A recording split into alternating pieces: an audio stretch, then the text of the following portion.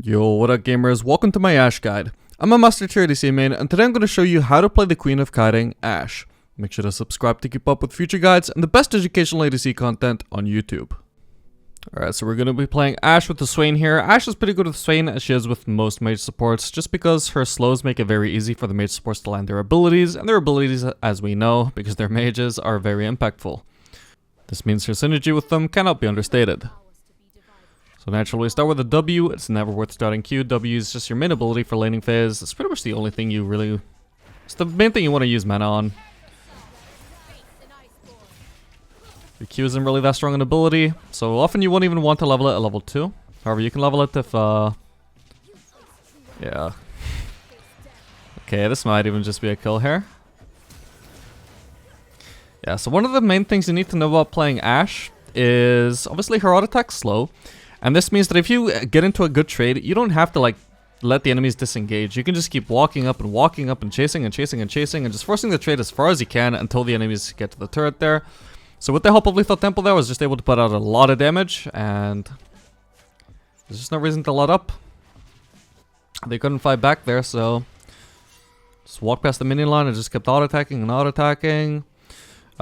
This one thing is an important thing about actually like playing ASHE really well is just making sure you're not like squandering those opportunities. If the enemies really mess up in a trade, you have to punish it as hard as you can. But yeah, we did end up taking the Q at level 2 there, because if you have enough mana to use it, you may as well. However, it's not that great an ability. Early on, it's much better scaling. Often you will just take E at level 2 just to get some vision. It's not really that good an ability either, but at least it doesn't cost mana. And when our base there, grabbed a longsword and a potion. Oh damn. Didn't think that would hit. So with the W, we're able to force the Sivir to not be able to reach us at least. Okay, so we're getting a gank. I'm just gonna get the cannon first, at the very least. It's taking his time. We'll just wait up a little bit.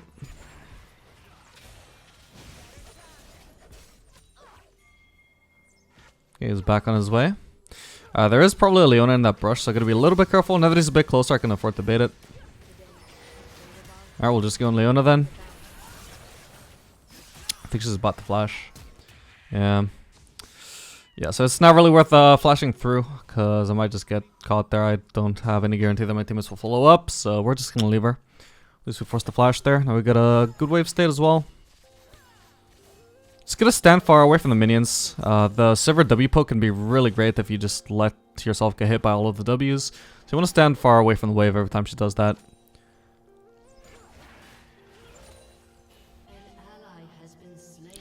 Unfortunately, they have quite a big HP advantage over me right now.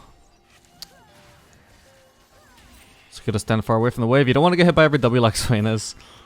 Because per cast, it's not that much damage, right? But over time, if you just keep letting it happen on every single cast, you're going to take a lot of damage. It really stacks up. Yeah, this wave state is not amazing now, unfortunately.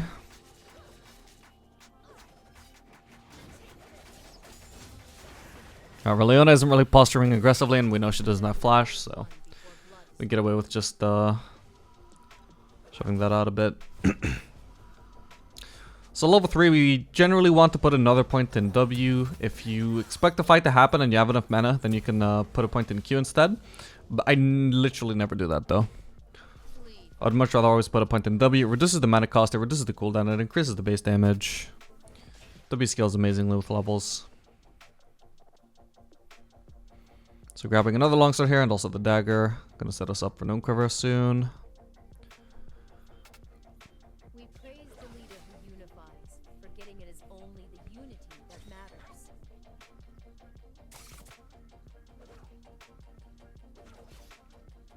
So right now we just want to wait for this wave to shove in. We can't really walk up and trade here with the massive wave the enemy team has.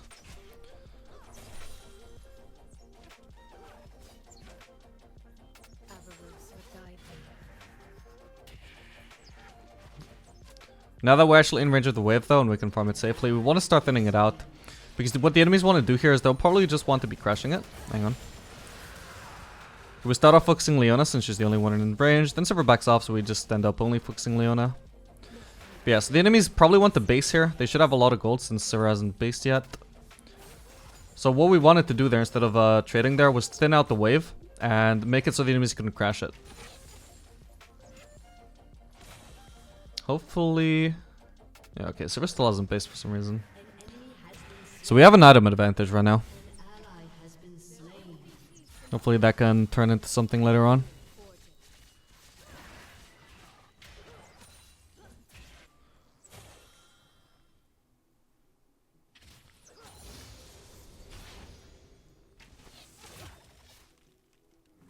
So it's good to use W, especially... You want to use W basically either preceding an auto attack, because you're going to get the, you know, the full damage from your passive on the auto attack. Or you can also just cast it for poke if you think it's going to hit both targets. Hang on. They don't have ignite, so I don't need to be too early with the heal. We can just save it to bait, as so. I'm going to have to flash away here, though. The W is also going to make it so she can't flash after me. Perfect. Just a double go for the Swain there. Wasn't necessarily part of the plan to get caught by the Leona either, but they just overforced it. So when the enemies do have ignite, you don't want to get the heal reduced by their healing reduction by ignite. So you just want the early heal in that situation. But since they only have exhaust, it just means you can afford to hold your heal as long as you want. Which just leads to more chances of baiting the enemies into a bad fight. Or a bad overchase. That was a good fight to begin with. They just definitely overchased.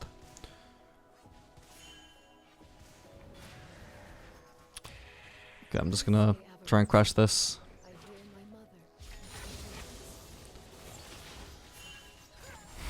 Yeah, actually, I'll just leave it here. It's not too important to clear out the casters in that situation. The casters will just die to my minions as well. Or, rather, they don't necessarily even have to die. Just as long as their turret kills my minions and their minions form a lead over my minions, that's going to result in the wave pushing towards us instead of being a freeze. Unfortunately, though, gonna miss out on some farm here. It's unavoidable. We still want to base anyway, though. Spend our gold.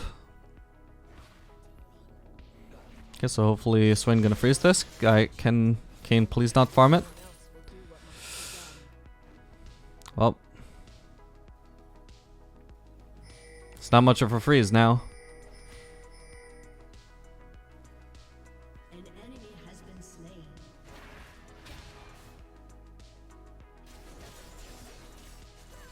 Oh well.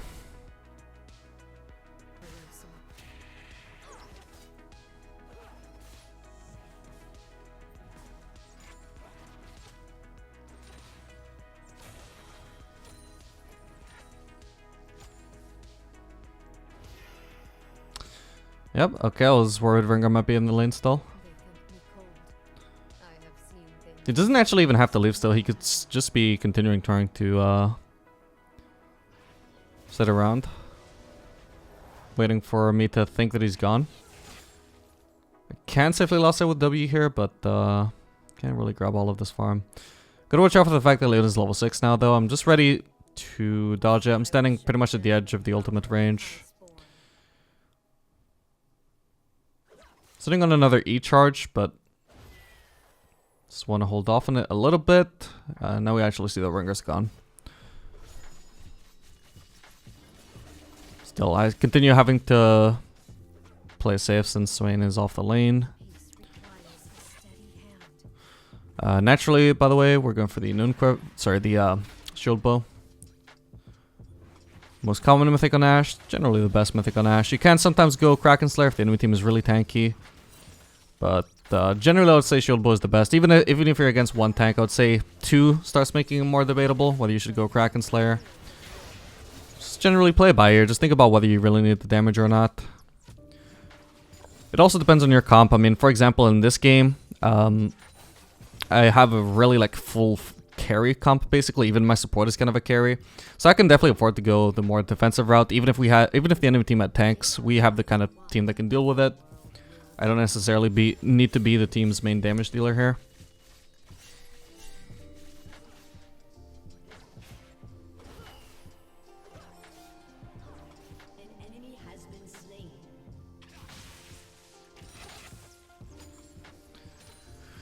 Yeah, so I guess we can't really afford to fight here. Just gonna go do golem since basically we're just letting them shove all the waves in without really contesting them. I may as well just grab golems in between waves just to like push my farm up a little bit.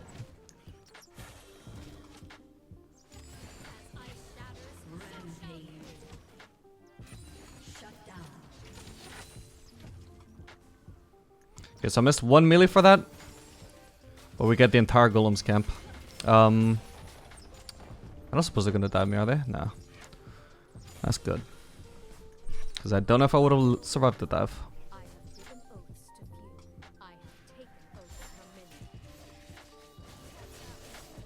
So you can basically do the golems whenever, like if your jungler is not around, not going to be farming them anytime soon, you may as well. Not always, it just depends whether you have anything better to do in lane or not. If you can be pressuring the enemy bot lane, then go ahead. But here we're just waiting for all these waves to crash the turret, so we can use that dead time to either farm golems, or if we were on red side, then we could just farm Gromp as well. Gromp is even better because it takes less time, and it also restores all the HP and mana that you use to kill it. It's kind of OP to be red side on bot lane for that reason right now. Ever since they added the heal to the Gromp.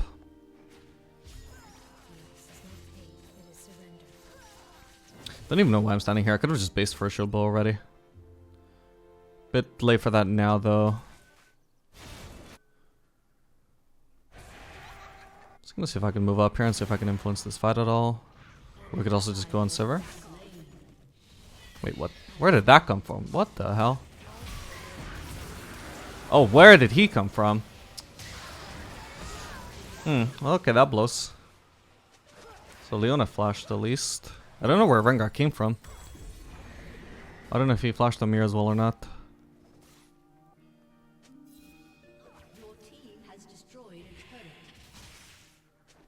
Well, at least we got the shield bow now.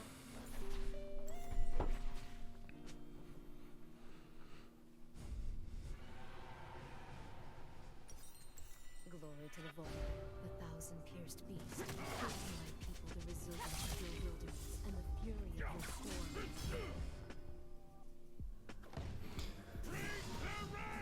So we just recently got the free boots, by the way. You can also just use Biscuit Delivery instead of Magical Footwear, if you prefer that. It's personal preference, really. I just prefer the free boots. I really like the gold value that you got from that. A lot of people prefer to go the cookies, though, and that's fine. The only important thing about the secondary tree is that you always go approach velocity. That's just the best rune on Ashe by far. You always want to go into inspiration for that.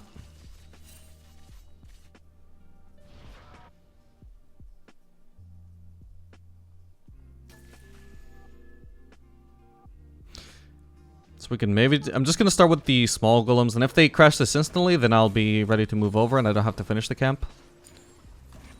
But if they don't, I'm not going to afford to do the big one. Okay, so they're just going to crash that instantly, so I'll just leave the big one.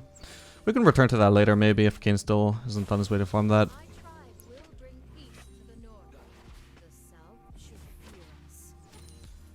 Seems we might have a Trinomer gank soon, though. Oh, he's backing off now. Still, at the moment, this is the only camp on the map that King can actually farm, so I just want to leave that for him. Didn't have too much time to farm it there anyway. I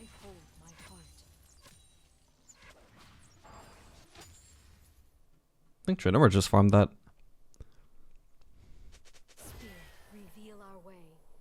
Yep, he sure did.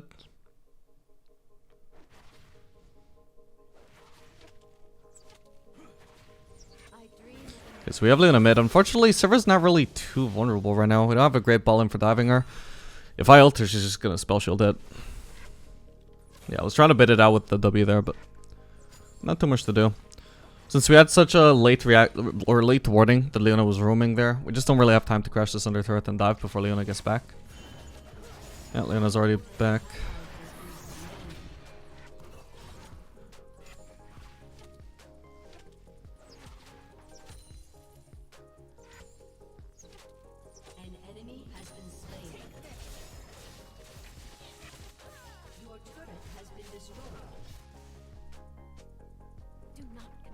mercy for weakness.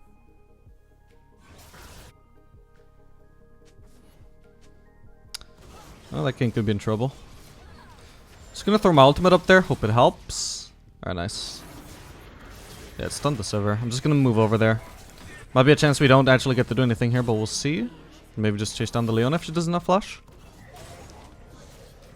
It's looking promising. Nice.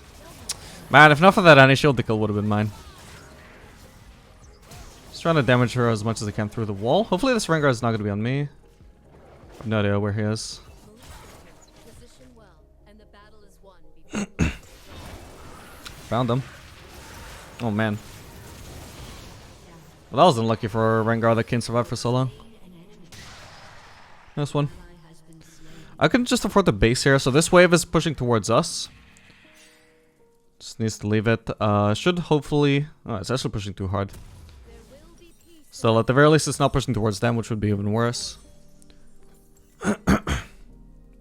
Hopefully Rune was able to free some of this. Oh no, he just killed it. Well, oh no. Okay, so killing that wave was fine if it was going to end up on the turret anyway, but this is just trolling me. Blows. I'm just going to do the golems then. It's the only way I can get farm here.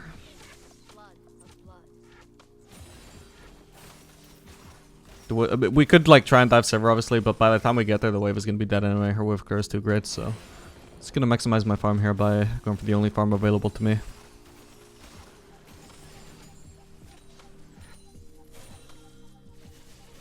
I will show them the power of an iceborn. This is the fury of an iceborn. Oh, this might be a dive. Okay, we stunned the server, and there's a gear in here too. Come on. Ah, damn it. I got slowed by a stride breaker right as I flashed. That was actually super unlucky. I was wondering why I was moving so slowly.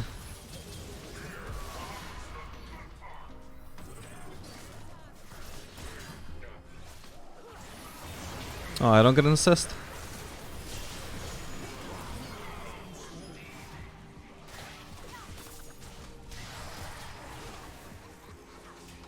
Okay, hopefully should be at least one kill for Akali, maybe two. Just should be fine there. Alright, sick. Everybody lives. Except me.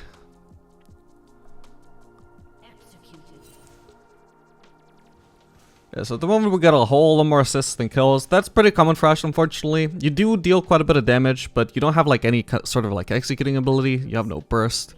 It's just all constant DPS. And like none of the individual auto attacks hurt quite that hard. It's just a bunch of auto attacks. So you have no way of securing kills for yourself, and so typically you're just gonna end up with a lot of assists. Especially if your team is like a full carry comp like this, or even your support is a carry. It's not necessarily a bad thing. I mean, you know, having kills on the Swain is good. Is it better than having kills on the Ashe? Maybe, I don't know. But it's definitely better than if like he was a Janna having a bunch of kills, you know? It may look sad for your KDA, but, you know, you shouldn't be too sad about it.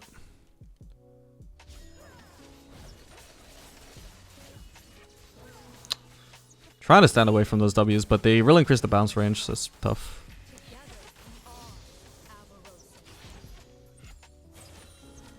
Oh, what the hell? Wait, he's going for that. Oh, I might just be dead here.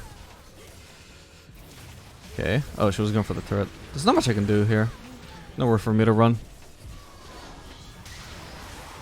Okay, that's good. That's one kill. Could be more? Oh, come on. It was so close. Nice. Okay. Damn, if she'd actually lost the aggro, she would have lived there. It was really close, but we got it. Okay, that's my second time getting dived.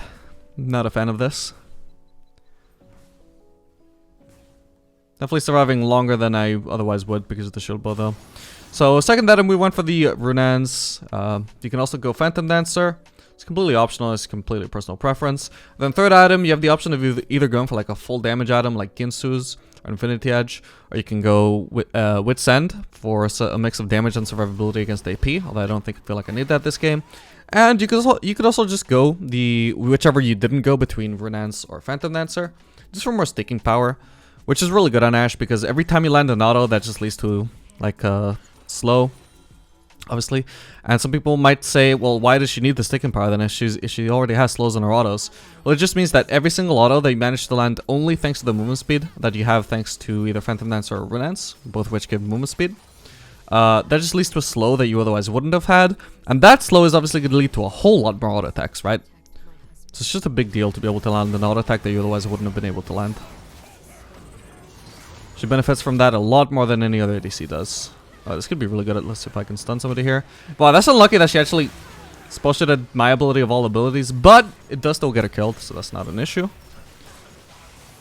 And as you can see, I'm just being a really annoying little rascal here. Just not letting Leona escape, as we do.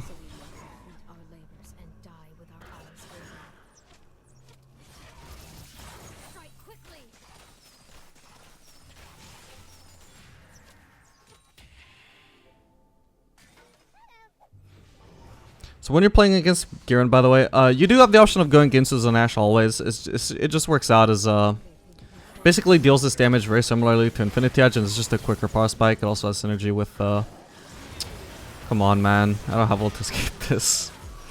Oh well. Yeah, it deals similar damage to Infinity Edge. It's cheaper. Also has synergy with Wit's End, and also does more AoE with Runes.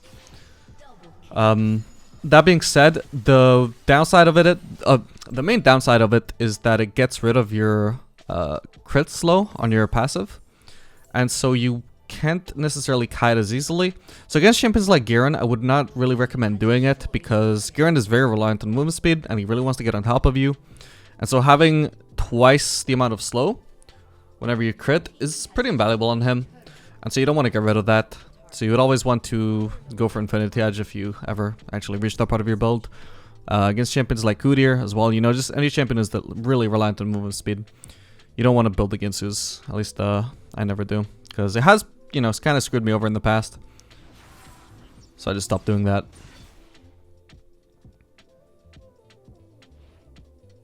My tribe will bring peace to the north. The south should Hopefully should be okay here. Yeah, okay, nice. Worked out pretty nicely. Didn't even have shield bonus to lift. Gotta say, I did not expect Rengar to instantly pop up as soon as I said that. lead the target. Garen got the moves.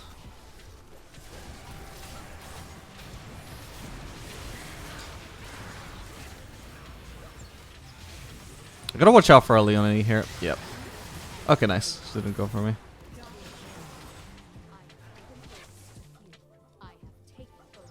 If I can get this Gromp and just heal up.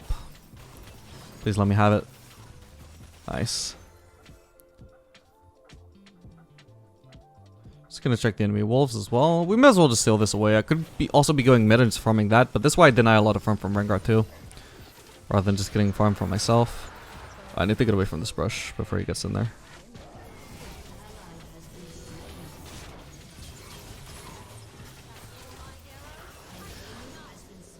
Yep, still an annoying pain in the butt. It's pretty much Ashe's motto.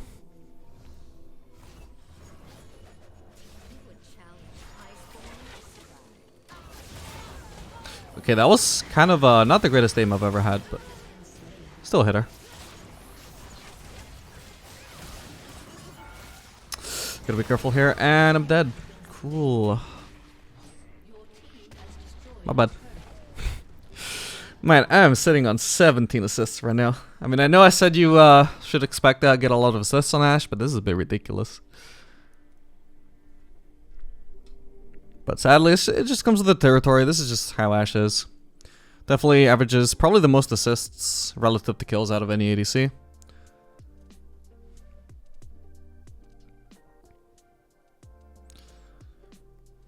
At least we've soon gonna be getting the Phantom Dancer.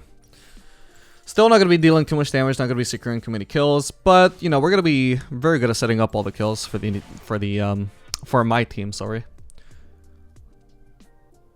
May as well just wait for this.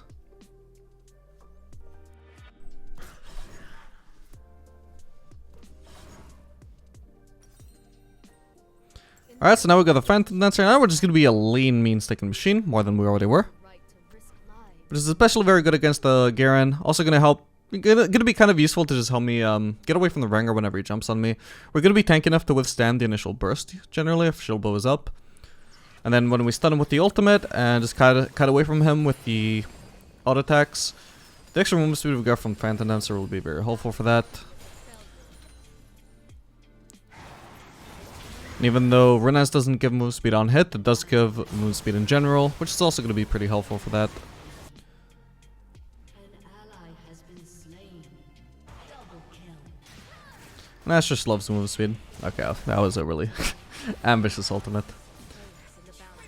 Yeah, it's why you want to go always magical footwear, because you're always going to be getting that move speed when you slow people. Ashe just loves movement speed.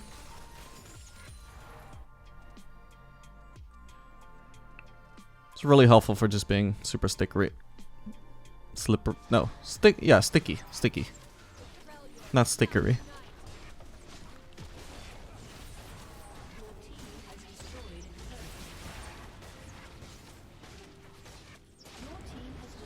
Of course, you can also just always consider going a more higher damage build if you actually do need to be the team's primary damage dealer. So, you know, if you've got like a Janna support, tank jungler, for example. You want to make sure you're dealing enough damage, but generally you should be always able to probably get away with this build, even if it's not necessarily always optimal. And in a game like this, I just don't see the need for building so much damage.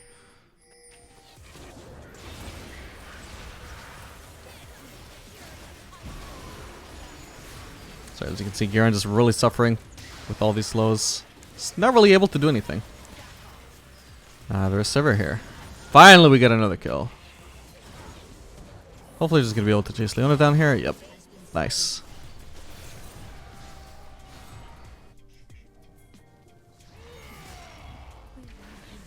Alright, there should be another kill for us here. Nice one.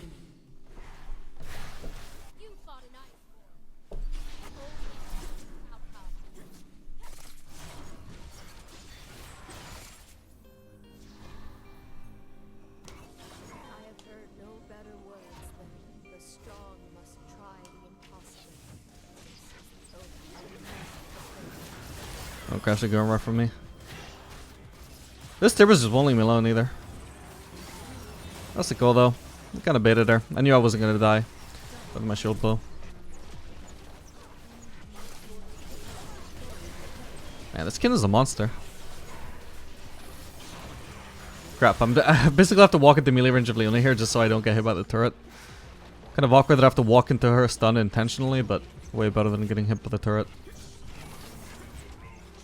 Kinda scared to walk up and hit him just in case he flashes on me and ults me. And I have shield bow up, but yeah, it's looking like he doesn't have that available. Cool, and that's gonna be the end of my Ashe guide. I hope you guys found this helpful. Make sure to like and subscribe if you want to see more guides like this in the future, guys, and I'll see you guys on the next video. Later, gamers.